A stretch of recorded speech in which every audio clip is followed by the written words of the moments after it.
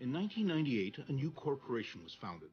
Its mission would be to organize all the world's information and make it universally accessible and useful. It estimates it will take 300 years before it reaches that goal.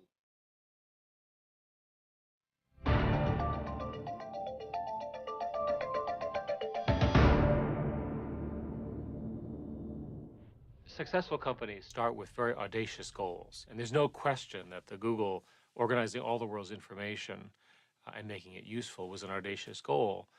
And we started with the web, but we see our mission as much more than just the web. We see it as really all of the way we communicate, the way we think, because there's so much of it. Google may have started out as a simple search engine, but today with applications like Android, Chrome, Wave, Picasa, Google Apps, YouTube, and Google Ocean, and now even its own smartphone, it's become an internet powerhouse. This technological tsunami pours forth almost daily from its development teams located around the world. In the process, Google has become a global vacuum cleaner of digital data. It handles an estimated 20 petabytes of data every day. That's the equivalent of 130 billion photographs or 5 billion songs on an iPod. It also deals with more than 1 billion searches per day, and those searches leave a digital footprint of every person visiting the site. Well, one of the interesting things about Google searches is it really is a database of intentions. It is an incredible collection of what you are thinking any given moment based upon what you're searching for, based upon what you're writing in emails. And any institution who has access to that can have power over you or potentially adversely affect you. Do you know what this might be? Does anyone know what that is? Google founders Sergey Brin and Larry Page. Wow, okay. I didn't really realize what it was when I first saw it, but this is what helped me see it. This is what we run at the office that actually runs real time, and every one of those rising dots represents probably about 20, 30 searches. Their ultimate goal is to make Google into an all-knowing entity. So this session is supposed to be about the future. So I thought I'd talk at least briefly about it. And to do the perfect job doing search, you really have to be smart. In fact, the ultimate search engine would be artificial intelligence. And so that's something we work on. It is somewhat ironic that they use an image of the rogue computer HAL from the movie 2001: A Space Odyssey when they are promoting such a benevolent message. Partly, we want to make the world a better place. If I ruled the world, every day would be the first day of spring. In just over 10 years, Google has become one of Silicon Valley's biggest and most unconventional players. In that time, it's cultivated an image of a large but benign presence. That public perception is changing. When Google began to scan and digitize millions of books, authors and publishers responded not with hurrahs, but lawsuits alleging copyright infringement. Not long after Google News was launched, Google became the target of condemnation by the print media, which accused it of destroying their ad business and being responsible for plummeting circulation revenues. But with Google's YouTube site, the music and television industries see a threatening competitor undermining their traditional methods of making money. And when Google started photographing streets, it outraged privacy advocates. Wherever or whatever Google expands into, it always seems to be accompanied by disruption and upheaval. And whenever controversy does arise, Google falls back on a corporate motto that was born out of an early Google employee's aversion to corporate speak. Having come from Intel, kind of had the I don't want to work at a big company idea in the back of my head. And so I was interested in something that would be a little bit more provocative and a little bit more interesting and maybe make people a little bit uncomfortable. And so just sitting there in the meeting, I was just trying to think of something interesting. And so what popped into my mind was just don't be evil. When I came in, I thought this was a joke. I thought that it was just a way of marketing within the company. And then one day I was sitting in the room, and I'll never forget, We're having a discussion about advertising, and one of the engineers named Ron pounds his fist on the table and says, "That's evil." And all of a sudden, conversation stopped. It was as though everyone had jumped around the table and hid underneath it. And all of a sudden, it focused the conversation on whether this particular change was positive or negative for customers. We ultimately did not make the change for that reason. It's not a bad motto, but it's misplaced because it gets increasingly difficult to say that one is not evil when thinking about the scope of different activities that service providers are involved in. It's no longer just search.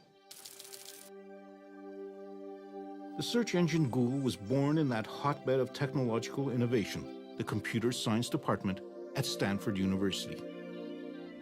Larry Page and Sergey Brin met as grad students in 1995. They had much in common. Their fathers were both college profs, and their mothers were scientists.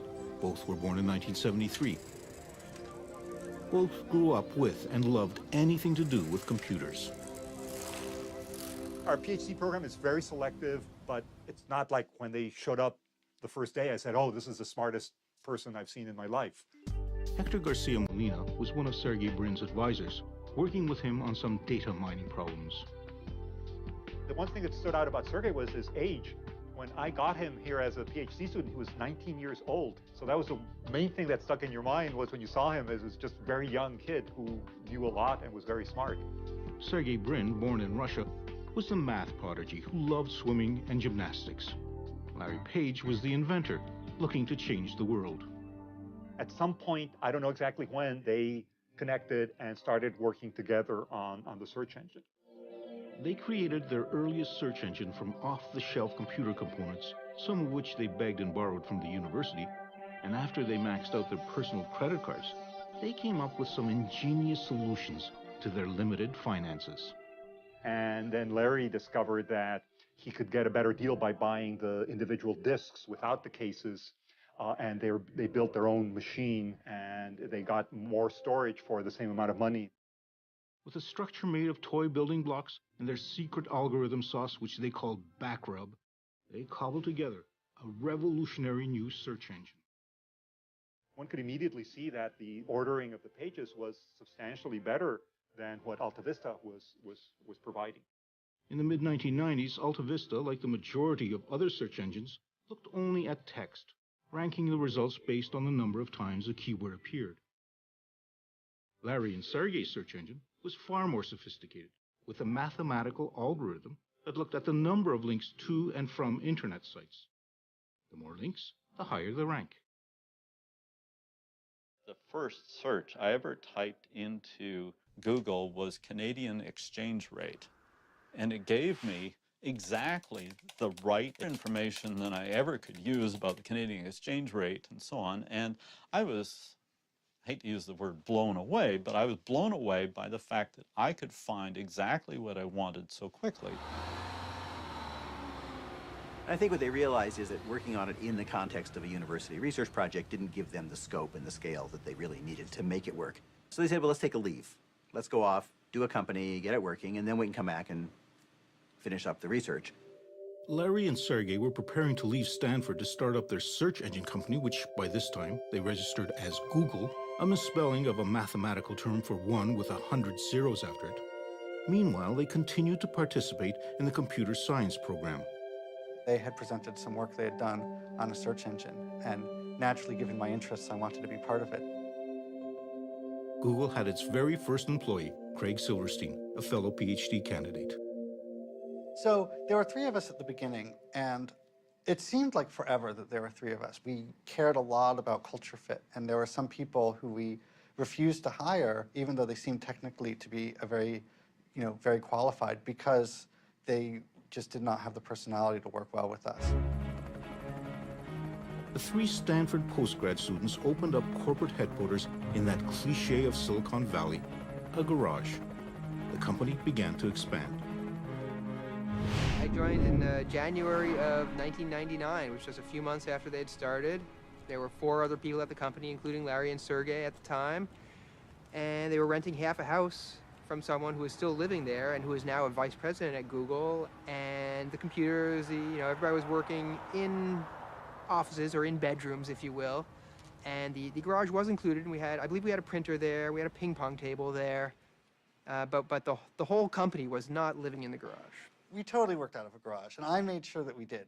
It was maybe one day a month, or one day every 2 months, but I made sure that every so often we'd go out into that garage, and we would do some work there. Well, I wanted to be able to tell people times like this that we started in a garage, and so for the record, we started in a garage. It's just in a garage that had rooms in a house attached to it. As Google outgrew its garage, it moved corporate headquarters into a regular office space in downtown Palo Alto. We were in Palo Alto back in those days, which is like a restaurant town. My goal was that we would go to a different restaurant every night. We'd eat out dinner all the time. We'd eat out lunch all the time, in fact. The company was expanding quickly, and soon they moved again. But with few restaurants around this new location, Larry and Sergey decided that it would be more efficient and more cost-effective if they had their own kitchen with their own chef. The one who was chosen had on his resume a stint cooking for the band, the Grateful Dead. They offered me shares in the very beginning, and I was very reluctant. You know, I talked to my dad about it, and I was like, Pop, these guys want me to give them money for these shares in a company that isn't public. And he's like, it's a scam. Don't believe him. Don't you give him a dime. Unlike other search sites, the Google homepage was clean and efficient, free of annoying banner ads and pop-ups. Larry Page and Sergey Brin watched as their search engine Google became more and more popular. But that engine still wasn't translating into real money, and they had no viable business plan to make Google turn a profit. Our founders decided that for the longest time that we weren't going to get into the ad business. However, I think the breakthrough idea came when we said, look, why don't we just show ads that are purely text-based and doesn't have any, moving images or distracting stuff. Based on the search, Google would provide simple ads for people to click through. So in October 2000, Google embarked on a new business, online advertising.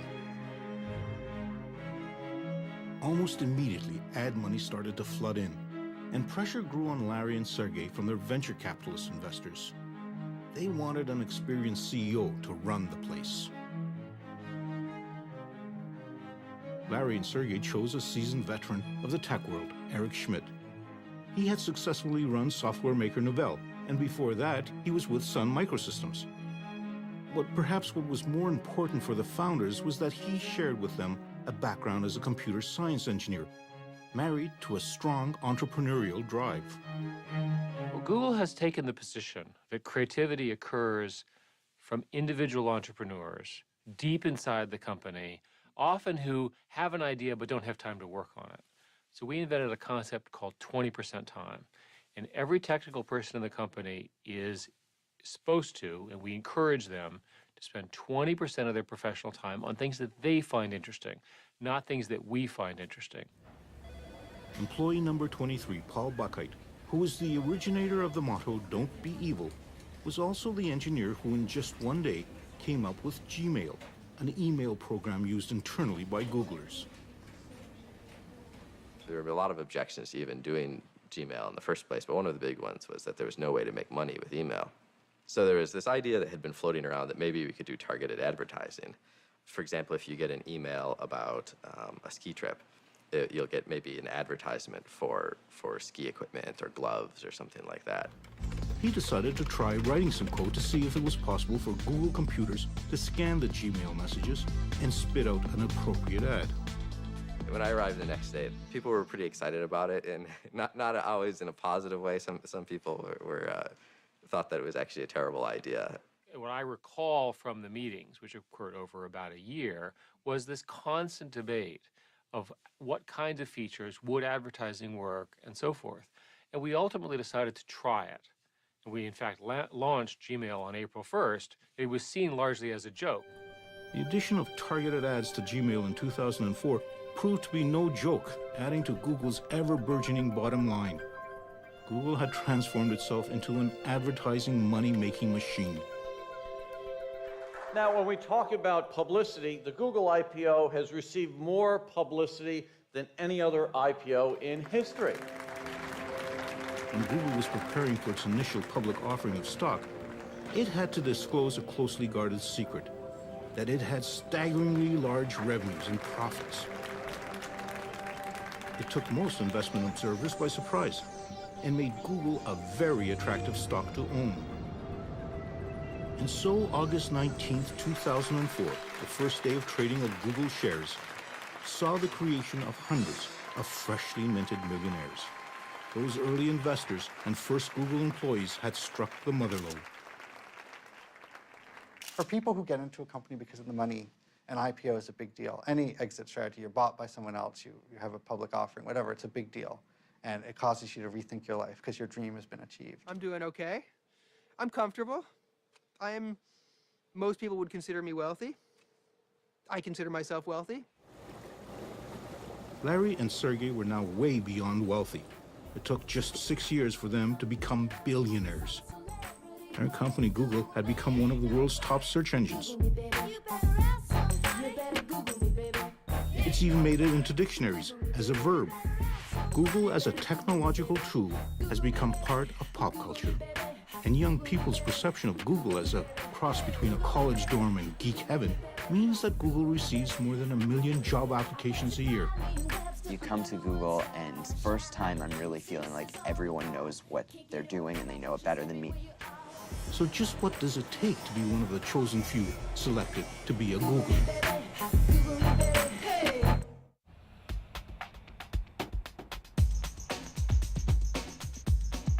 The Googleplex, as it is known by the Googlers who inhabit it, are made to feel that they are the best and brightest. Deserving of the complimentary meals, the subsidized masseuse service, the free laundry, as well as the barbershop on wheels. I feel one of the greatest thing about Larry and Sergey, they were really, really smart people and they were brilliant, but I think one of the best things that they've done is they also made sure that they surrounded themselves with the best and most brilliant people that they could find. Google receives more than 1 million job applications a year.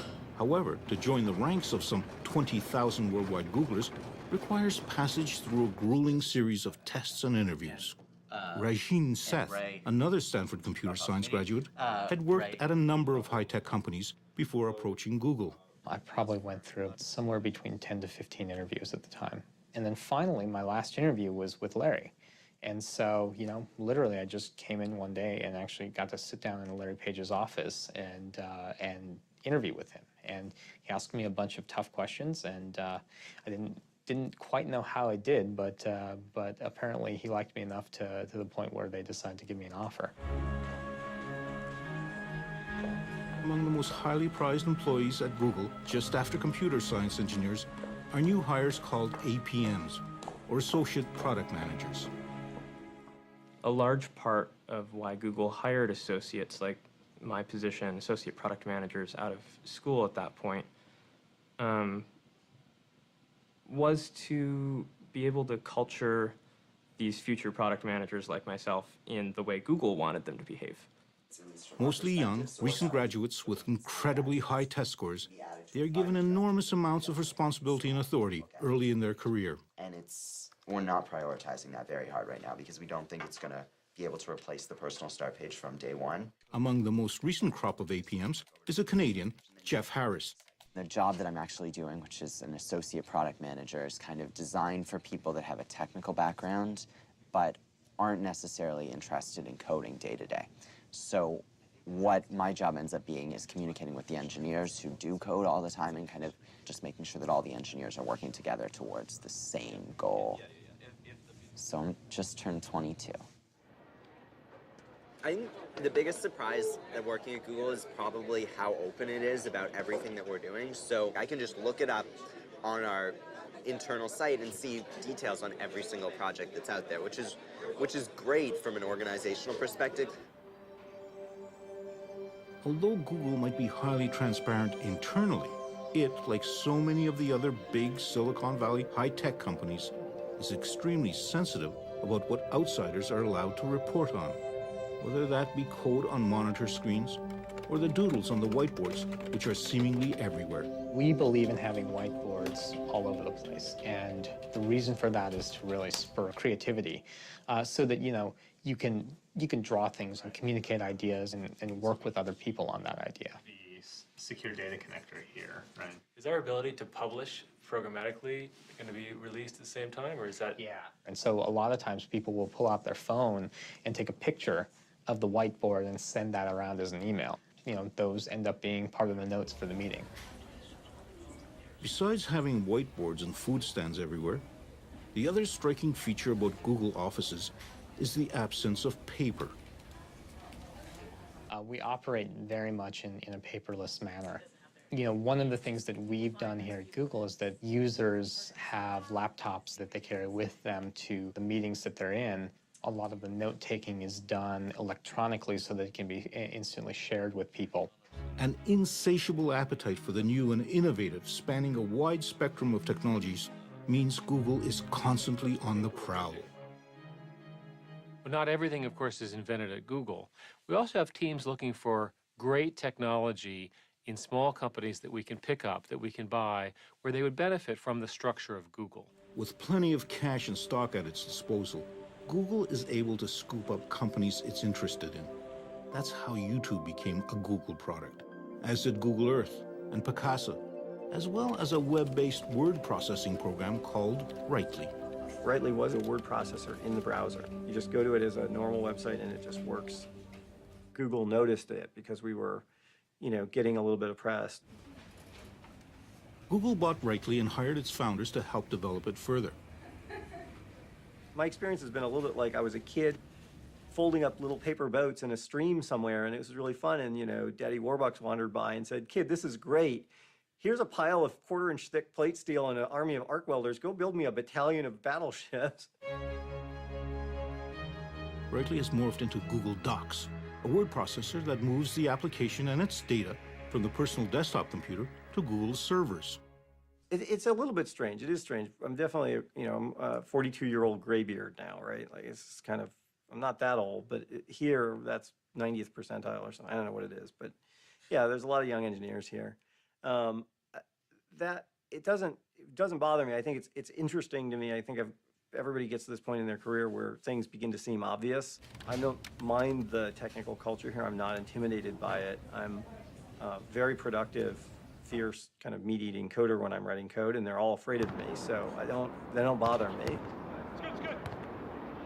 I wasn't here when they founded it, but my understanding of the founding conception of the culture is they wanted to do things and see things from an engineer's perspective. We do have a lot of P1. From that perspective, efficiency might very well be an engineer's prime directive. Triage on them. Right now I'm looking at the one where you open a text document in Gmail and it gives an error.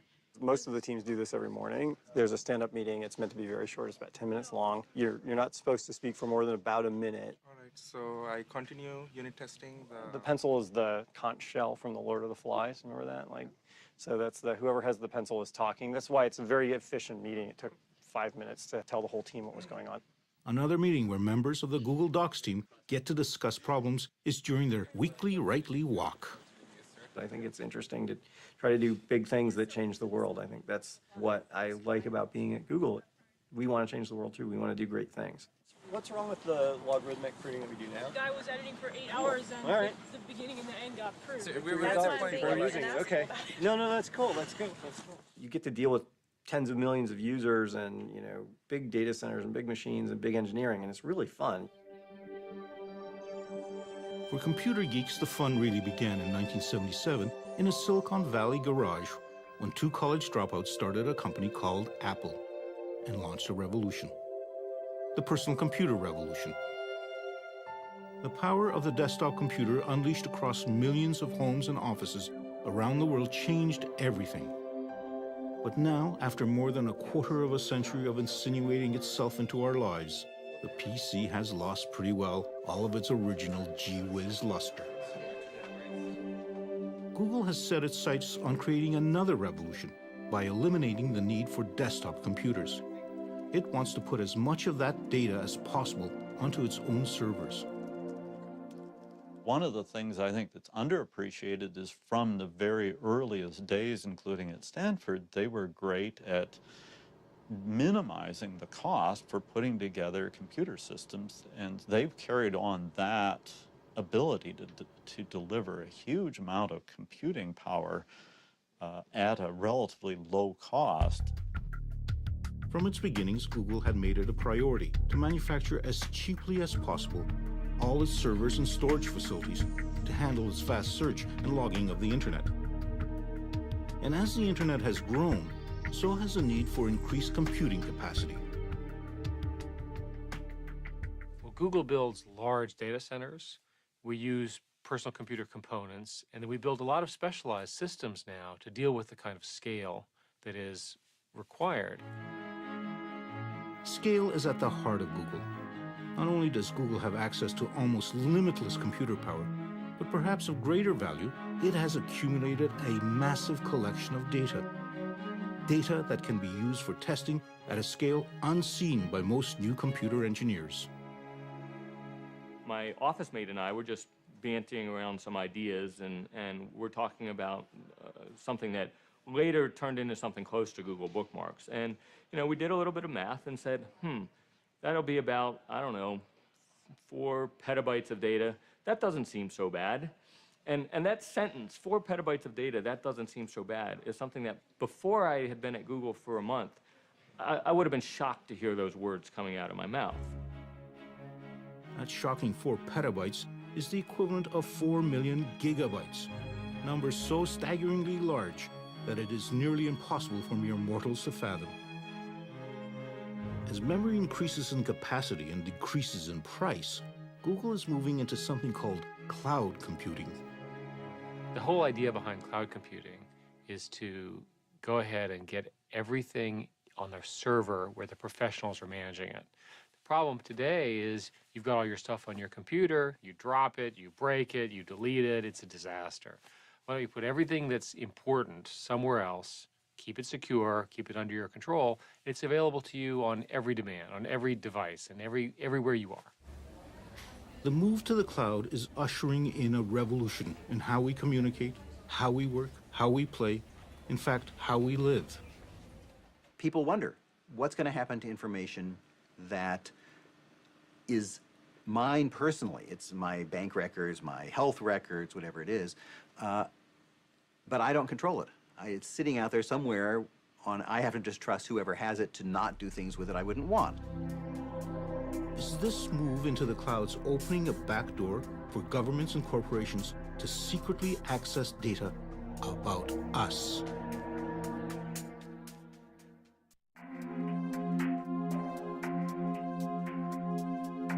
If everyone's digital data is moving into computer clouds, just where are these clouds? One of them has touched down in the foothills of the Blue Ridge Mountains in North Carolina. This was once the heartland of American furniture manufacturing. Then in the 1990s, cheap labor from overseas siphoned off the jobs, leaving behind a devastated economy and an awful lot of excess electricity. It just so happens that computer data centers are voracious users of electricity to run the servers and to cool vast quantities of water used for refrigeration. The town of Lenore had plenty of both, and so in late 2005, Google came calling, but it came cloaked in secrecy. From Google's perspective, at least as I understood it, it was that the race to build these data centers is so intense, and the information, at least they see it, is so proprietary that they didn't want any of their competitors to get wind of what they were doing. T.J. Rohr is a lawyer and a member of the Lenore City Council who was involved in the closed-door negotiations with Google. They would reveal information to us that we couldn't reveal to anyone else.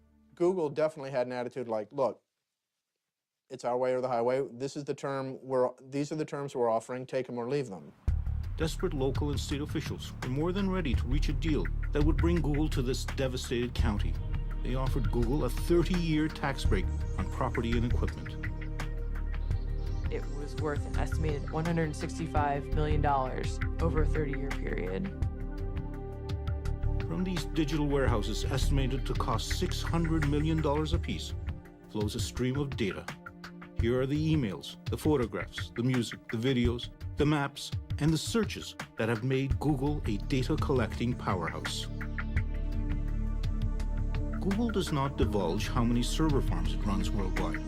but it is rumored that there are some 36 of them around the globe, all digitally connected and all firmly planted on land.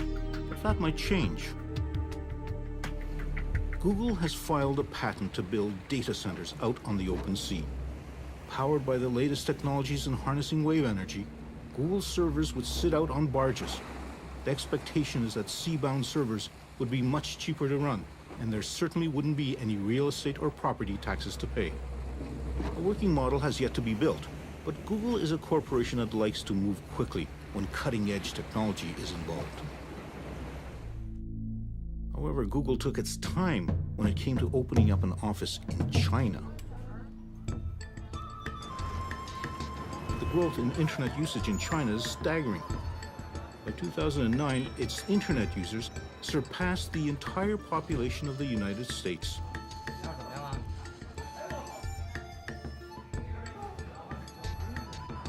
It is an exploding market made more complex by a censorious government.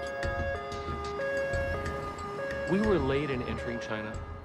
We were late because we were concerned about some of their content laws. In order for Google to set up an office in China, it had to agree to block certain sites from its search results. The Chinese government decides who gets past their Chinese firewall. To run Google in China, they landed Kai-Fu Lee, a senior executive at Microsoft, who was once in charge of their operations in China. In 2005, Kai-Fu Lee found himself in the role of Noogler, as new Googlers are called. When I joined Google, I used the word shock to describe what I felt I saw. And I think it's a combination of things. It's a combination of the Google values, and that's just how young and happy this company was. It's my goal to make the culture in the Google China office as close as possible to that of Google Mountain View office. It's impossible to make it exactly the same because the Chinese culture and the American cultures are different. Nothing separates these two cultures more than who is actually using the internet. The average internet user is 25 years old in China versus about 42 in the United States. So the difference is substantial, and the usage patterns is also quite different. The Chinese users, because they're younger, tend to like entertainment, games, music, video, tend to do less of searching and e-commerce. Similarly, when they use the web, they tend to want something that's very busy, very exciting, as opposed to simple user interfaces. The internet cafes are filled with young people, many of whom are here because at home they would be forbidden to play these games and movies. What it seems is not forbidden, either here or at home, is downloading pirated music. We noticed that most Chinese users on the internet download pirated or unlicensed music through other search engines. And that's become a habit, and I think most users find that to be an entitlement.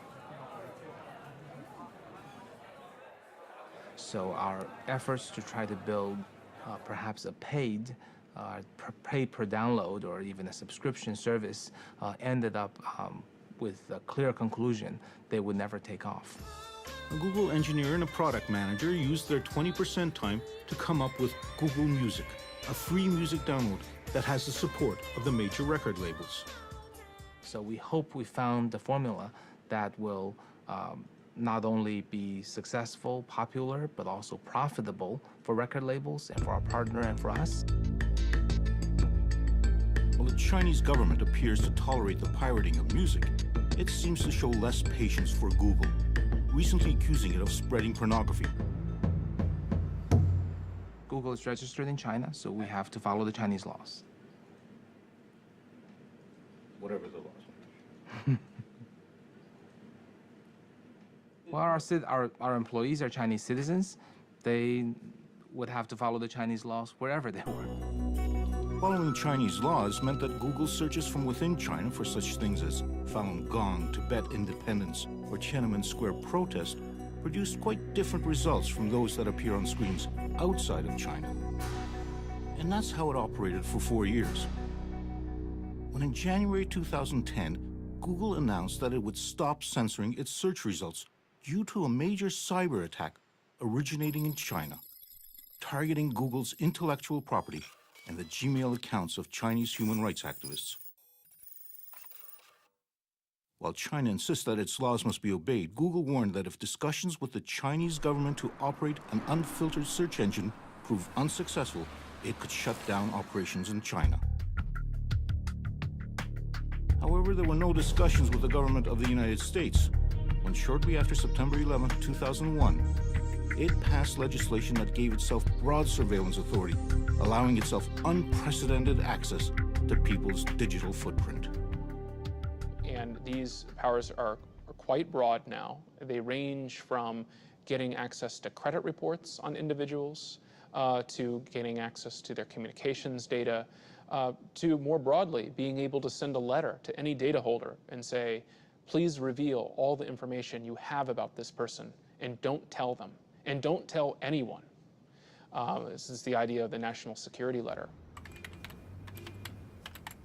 At the Electronic Privacy Information Center in Washington, D.C., Director Mark Rottenberg is concerned about the new digital information that's migrating to the clouds of computer server farms.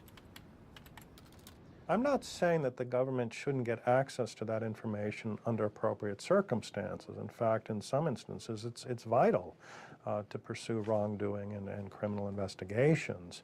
But we need oversight, we need accountability, we need transparency. And the problem with cloud computing is it's going to make it much easier for government to engage in this type of surveillance secretly without people knowing that their personal information, their business records are being turned over. I've asked people at Google to simply report statistics on how many subpoenas and warrants they get every month. They don't have to say anything else. They don't have to say what the subpoenas and warrants were about. Just a number. How many do you receive? But they didn't like that suggestion and rejected it out of hand. As the Google juggernaut plows ahead, digitizing everything in its path, it accumulates new adherents. The city of Washington, D.C. has opted to wean itself off Microsoft Office and switch to a collection of Google applications. Google's offer of a cheaper, more secure, and more collaborative life in their cloud proved just too enticing to turn down.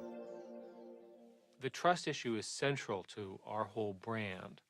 If Google were to violate someone's trust, the press, of course, would kill us, and all of a sudden people would withhold their information, they'd stop searching, our revenue would go down. It'd be a terrible thing, terrible for our company, terrible for them. So we take it very, very seriously.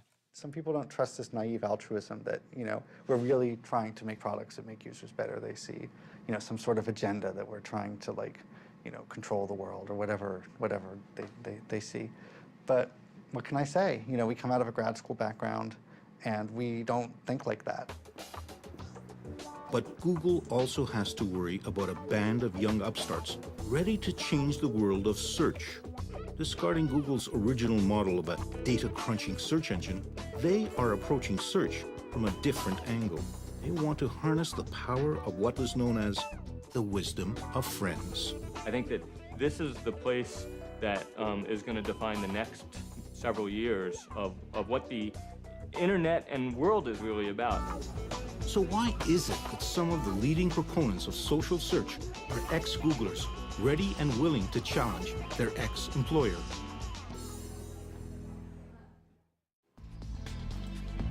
With almost 20,000 employees worldwide, Google is beginning to see some of its early hires leaving for what they see as the next big thing. In a down-market district of San Francisco, an internet startup has an abundance of Google corporate DNA. Several of its founders are ex-Googlers. But their company, Aardvark, wants to go beyond Google and transform search itself. We like to call it social search. It's the notion of you're really searching for the right person in the moment.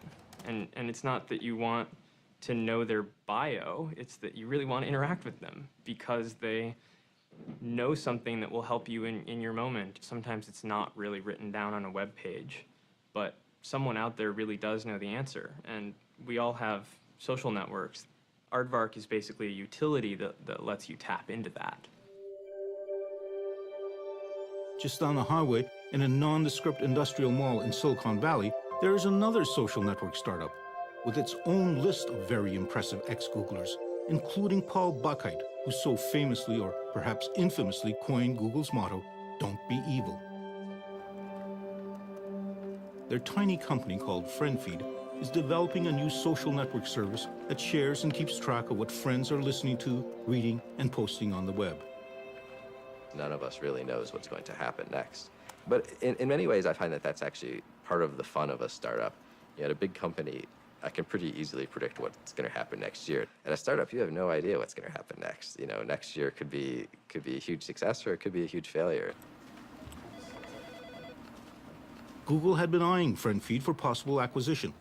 But before FriendFeed could even reach its second year in business, it was gobbled up by social network phenomenon Facebook for a reported $50 million. Facebook, founded by a Harvard dropout in 2004, has undergone an explosive growth and represents a real challenge to Google, at the same time attracting a surprising number of ex-Googlers. I think leaving Google is, and choosing to come to Facebook just demonstrates how compelled and convinced I am about the importance of Facebook's mission. Facebook, along with Twitter, are currently the hottest social networks around, and they have realized that their kind of friend-based recommendations is a form of search far removed from Google's cold, calculating algorithms. For most people, outside of engineering, the world is about relationships. It's about connecting with other people. And to that extent, Facebook really is that next step in the evolution of what really matters from a technology perspective. Google had in fact entered the social network market with something called Orkut. Although tremendously popular in India and South America, it has failed to attract any large following among Europeans and North Americans.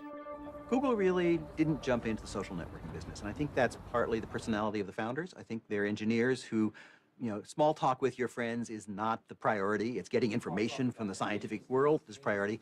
So I think in some sense there was always a bias that this was sort of not very interesting, not very important. Why would you want to spend time on it? And of course, as the world has moved to Facebook and Twitter and all those things, they've said, oh, we can do that technically too. Sure, we can put Twitter-like things into Gmail. We can put Facebook-like things. We have Orkut.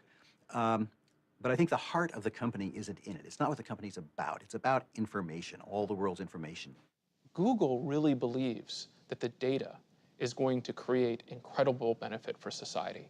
The company firmly believes that it's going to find ways to use data to make our lives better, to make our lives easier, to make decisions more efficient. They firmly believe that.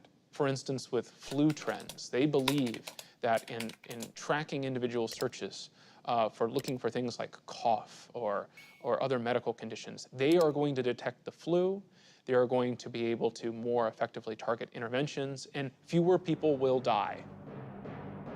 When Google launched its IPO, Larry and Sergey personally wrote a letter explaining their aspiration for its future. Google is not a conventional company, they wrote. We do not intend to become one. Google's mission to collect all the world's information and make it accessible and useful, and do it within 300 years, has seen it move far beyond searching internet sites.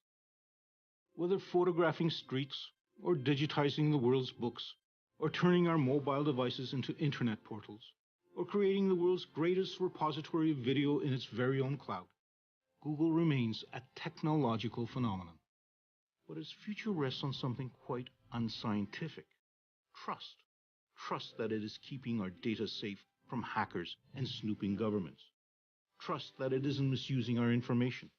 And ultimately trust that Google is living up to its motto, don't be evil.